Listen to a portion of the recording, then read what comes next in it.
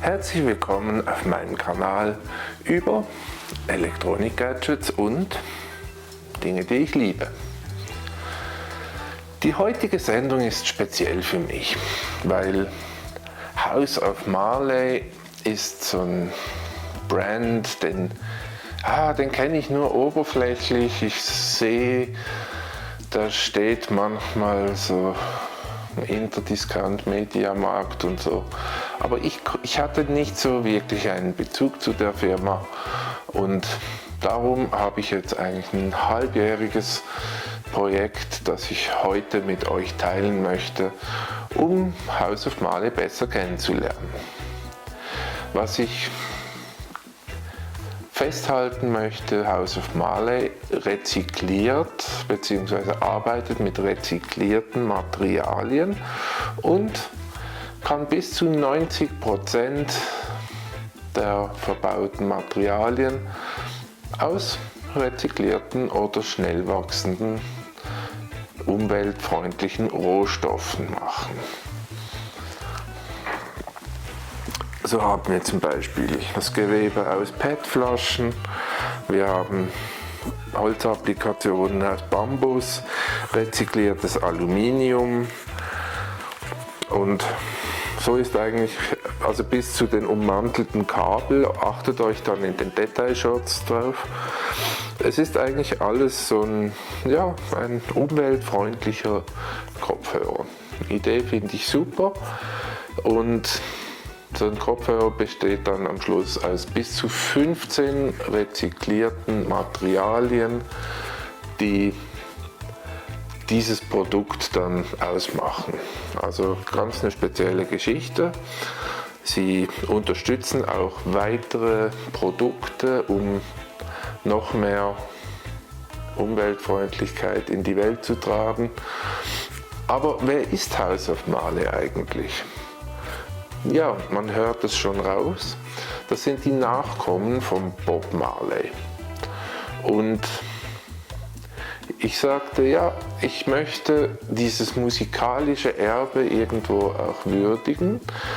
Und darum kriegen Sie nach den Detailshots noch einen Ausschnitt aus einem Interview mit Brother Ration, einem der größten Reggae-Produzenten außerhalb von Jamaika. Also bleiben Sie dran, das ist ein ganz spannendes Interview und den Teil 2 bekommen Sie bei den In-Ear-Kopfhörern von House-of-Marley. Die kommen als nächstes. Darum jetzt geht's direkt weiter mit den Detailaufnahmen. Viel Spaß!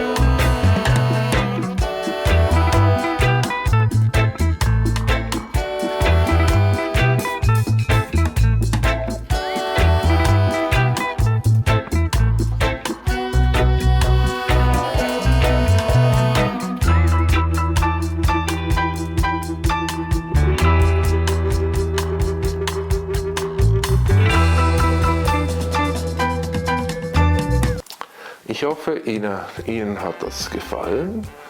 Ich dachte, ich mache mal eine spezielle Präsentation von diesem Kopfhörer. Und jetzt ist es soweit, Sie kriegen die erste Hälfte vom Interview mit Brother Ration. You see, I have the House-of-Marley headphones now, so I have this connection with reggae. And I would like to find out a little bit about why you do what you do, what is the interest behind the Brother Ration reggae, why you I don't know why you like this style of music. Maybe it's pragmatic, and Yeah.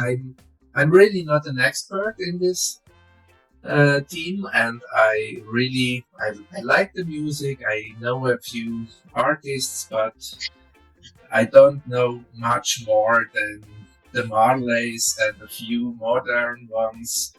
I appreciate it. That's I mean, I could talk about reggae and Jamaican music all day long, but you know, we don't have so much time. But it is interesting. I've very shortly, or briefly, I've been playing reggae and Jamaican music, ska music, you know, the Jamaican forms of it, Caribbean music, Cuban jazz, and things like that for about over 30 years. Wow. Yeah, so it started out in around 1990. Started playing as a saxophone player and played with a lot of you know, the Jamaican bands that would come through, reggae artists that would come down here to California and Los Angeles, and getting chances to open shows for them, and kind of got my feet wet that way.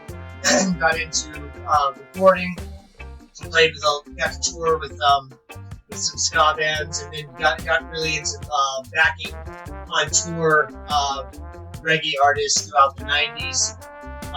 And then getting mostly into music production in the last, say, 10, 15 years.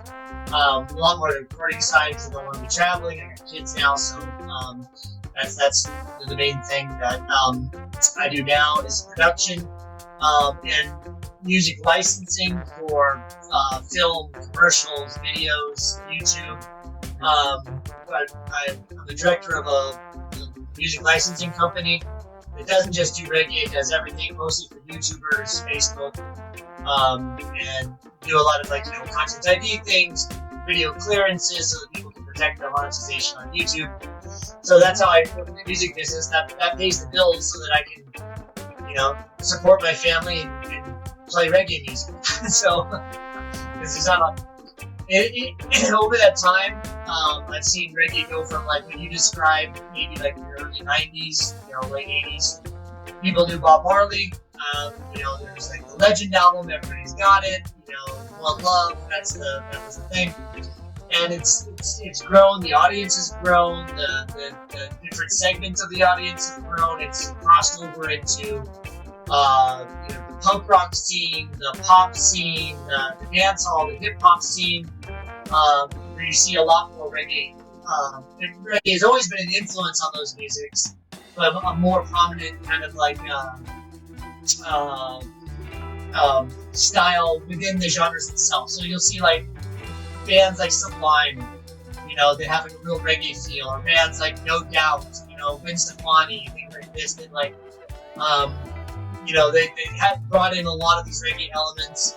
And we see it now with reggaeton and dubstep and everything else that kind of developed also in Europe as well, where it's very big in the electronic music scene in Europe. You know, so the focus that I've primarily done. Well, let me step back and preface that by saying Bob Marley did take, you know, he's the king of reggae, right? But I don't know if Jamaicans would say that, or if like a lot of people who are really deeply into music, but he was definitely the most popular. He definitely was the ambassador for the music throughout the world. I mean, it's arguable if myself included, or many people outside of Jamaica would know much about reggae if it wasn't for Bob Marley crossing over, becoming such a star, and bringing all that with him. But in spite of that, there's the music that was in Jamaica at the time, going from the 60s and into the 70s and maybe even into the 80s, but particularly in the 60s and 70s, was really rich and would probably be, in a lot of cases, not really recognizable to a regular Bob Marley fan. Bob Marley was much more well produced. He had a lot bigger budgets. He had a lot more refined sound with more instrumentation. You know, a different style of like something he was selling to a wider audience. Okay. You know, during while he was alive, and even afterwards. Whereas like the music in Jamaica was still very indigenous, very raw, and very, unique sound of the island that they had, and me, I'm a lifelong fan of that sound. I've had the opportunity to bring a lot of those artists that, they recorded back in the 70s. They were huge on the island, but they never really got an international audience until later on. YouTube or Spotify didn't make much money, or if any money at all from their music, but, are listened to all over the world. Getting those artists to come out, and, we just had two legends have sellout shows here in Los Angeles, and from Jamaica, they come in their 70s, and they can pack a huge theater here. And a lot of that's because of the increasing interest of people who started with Bob Marley and then learned more and heard some of his style stuff like that, dance hall, other things like this. So to do that, you can see Brother Ration. It's a fairly new project we're starting to do, teaming up with, even though it's a group of people that have been in, recording artists, touring artists, a group of us here in Los Angeles that have been into this for 20 or 30 years, creating music for licensing purposes. A lot of it is more to be used in YouTube channels and YouTubers, and in collaborations with artists who don't have music to, they're singers, examples like that. Dancehall artists, they don't have the ability to make music. And the kind of unique, the unique part that we do is that we're really focusing on recording music as it was recorded in the late 60s and 70s. So we don't use any electronic instruments. Everything is recorded and mixed and processed with big analog boards that are expensive to fix and are a pain in the butt. You can't go very fast. Recorded onto tape machines and then digitized to be distributed. But through that kind of technical process of the production of the music, we get to really pour ourselves into it. So we're not like like a lot of studios or a lot of producers that are pumping out 5-10 tracks a day with sample packs and digital production. We really, take songs and we spend a lot of time with them because necessarily the process takes longer, and we're more interested in having a smaller catalog of music with this particular project that has a particular sound that pays homage or that gives respect to the sound of the 70s Jamaica than just pumping out music. So that's the current project of Brother Ration. Like I said, it's got a lot of artists that are involved with it. Most of them are from major touring bands in the reggae scene in the U.S. and Europe, and we produce older Jamaican artists. For example, I wore my Vernon Maytone shirt today. I recommend everybody go check out Vernon Maytone, a living legend, incredible, sounds better than ever, but huge in the 70s. And, we manage all of his catalog and produce music for him.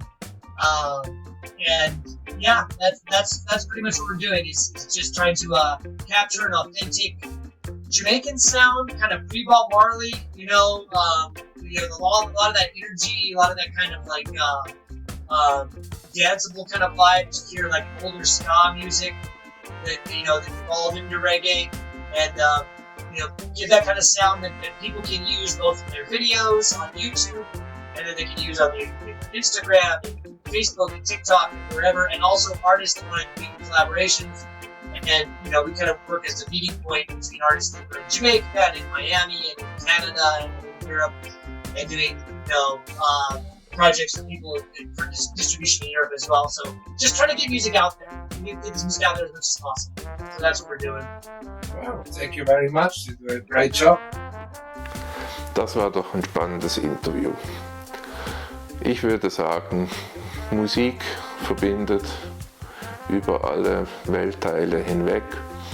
Und ich finde es ein extrem spannendes Thema und ich bin davon überzeugt, dass es House-of-Marley einen tollen Akzent setzt in diesem Markt und mit rezyklierten Materialien was für die Umwelt tut.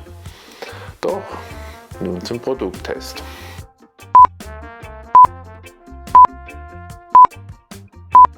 Über den Produkttest. Ich teste den House-of-Marley positive Vibration XL ANC Ober-EAR Kopfhörer nach den folgenden Kriterien und bewerte jedes Kriterium mit 1 bis 5 Pflastern, wobei 5 der maximalen Punktzahl entspricht. Produktästhetik. 4.5 Pflaster. Einfachheit der Anwendung. 4.5 Pflaster. Basswiedergabe. 4 Pflaster. Höhenwiedergabe. 4 Pflaster. Dynamikumfang. 4 Pflaster. Geräuschunterdrückung. 4 Pflaster. Mikrofon. 3.5 Pflaster. Tragekomfort. 4.5 Pflaster. Zubehörumfang. 4 Pflaster. Gesamtwertung 4.11 Pflaster. Ja, ich finde, die Gesamtwertung ist nicht schlecht für das Produkt. Insgesamt, es sind Details, ganz ehrlich. Aber ich muss sagen, mir persönlich gefällt jetzt nicht, dass das Aluminium ist nicht durchgefärbt. Das heißt, man muss, also ich weiß nicht, ich hatte nach den ersten paar Tagen schon Kratzer in den Ohrmuscheln und ich finde das, weiß nicht, ja, schwierig, weil eben nicht durchgefärbt, das heißt, man sieht einen silbrigen Strich, das ist halt schade.